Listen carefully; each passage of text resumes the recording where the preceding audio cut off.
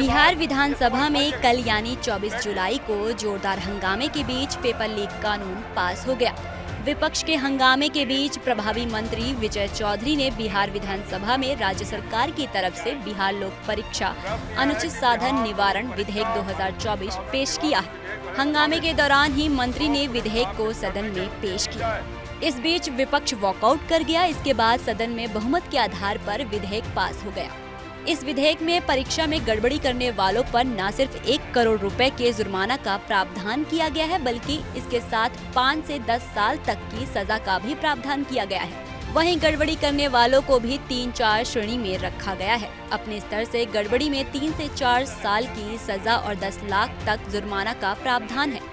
सेवा प्रदाता कंपनी नियुक्ति या सेवा के लिए एजेंसी हायर करते हैं और अगर वो गड़बड़ी करती है तो उसमें और सख्त कानून बनाया गया है। उनको 1 करोड़ रुपए तक के जुर्माना का प्रावधान किया गया है। इस कानून के आने के बाद उन्हें 4 वर्षों तक काम नहीं दिया जाएगा। साथ ही सेवा प्रदाता कंपनी के बड़े अधिकारी के खिलाफ इसमें सजा और जुर्माना का प्रावधान किया गया है। जो केंद्र सरकार ने फरवरी में कानून बनाया, जिसे जुलाई से लागू कर दिया गया है, उसी के अनुरूप बिहार सरकार ने भी आज एक कानून बनाया है। आप सब लोग जानते हैं कि अभी नीट का पेपर का मामला है।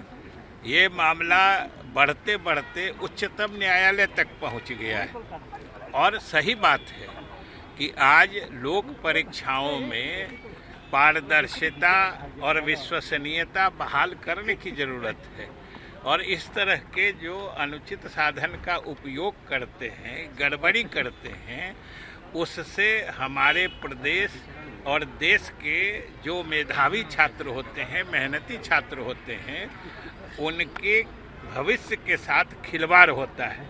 और आपने देखा होगा कि इस अधिनियम में वैसे तत्व जो इस तरह की गड़बड़ियां करते हैं, उनके विरुद्ध सख्त कानून बनाया है। कई मामलों में जो सेवा प्रदाता हैं, यानी एजेंसी वाले हैं, अगर वो संगठित रूप से इस तरह के आपराधिक कृत्य में शामिल हैं तो उनको मिनिमम 1 करोड़ रुपए तक की सजा है, 10 साल तक कैद की सजा है।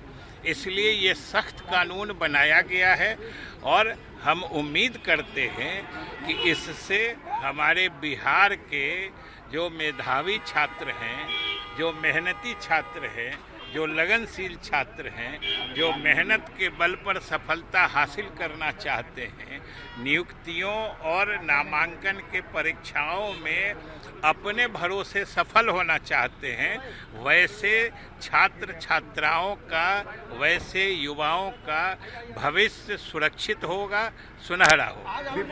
विपक्ष साथ नहीं रहा सर, विपक्ष वॉकआउट कर गया। इतना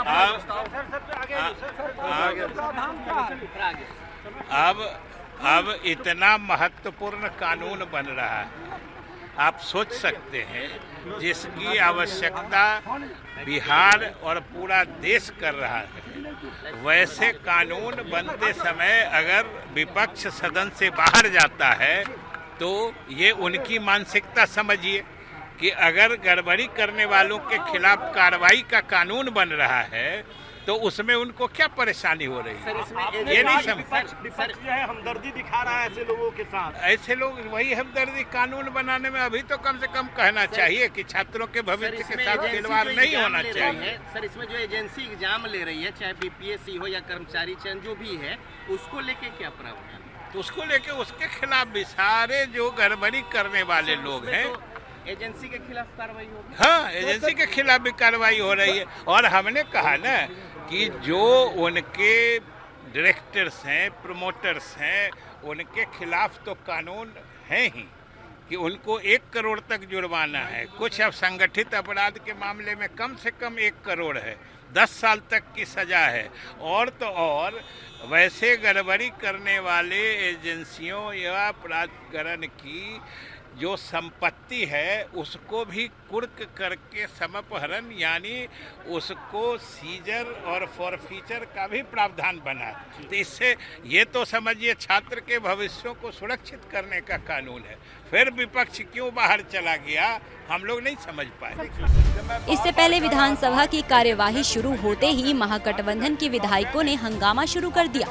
वेल में आकर बैनर पोस्टर लेकर प्रदर्शन, नारेबाजी करते हुए विपक्ष ने 65% आरक्षण को संविधान के 9वें सूची में शामिल करने की मांग की। मैं प्रस्ताव करता हूं कि बिहार लोक परीक्षा अनुचित साधन निवारण विधेयक 2024 को पुनर्स्थापित करने की अनुमति दी जाए।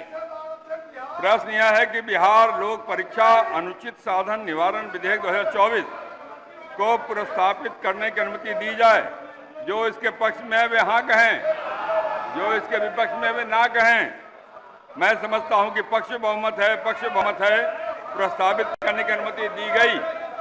प्रभारी मंत्री महोदय, मैं इसे पुनर्स्थापित करता हूं। यह प्रस्तावित हुआ।